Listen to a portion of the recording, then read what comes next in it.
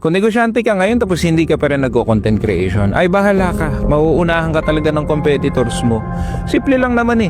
Kumuha ka ng camera, itapat mo sa mukha mo, tapos i-play mo yung record. At kung ano man ang lumabas dyan sa video yan, i-post mo. Kasi you know what happens? When you post, you finally defeat that fear and that insecurity na baka mamaya kung ano-ano sabihin nila. Uy, talaga naman, maaaring kung ano-ano sabihin nila, pero negosyante ka eh. Ilang beses ka na bang na-reject? Ilang beses ka na bang hindi sumunod sa trend? Ikaw ang nagsimula na sarili mo negosyo kahit ang daming kumukontra. Ito pa ba? Yung pagbibideo sa mukha mo, magpipigil sa'yo. At kung hanggang ngayon hindi mo pa rin ginagawa ang pagbibuild ng personal brand, mahihirapan ka. So ngayon 2025, alam mong payo ko sa'yo bilang negosyante. Kumuha ka ng camera tapos i-shoot mo talaga yung mukha mo. You have to be the face of your own brand. And if you don't do it, then your competitors will. And ang mangyayari dyan, matatalo ka, makukuha yung market share.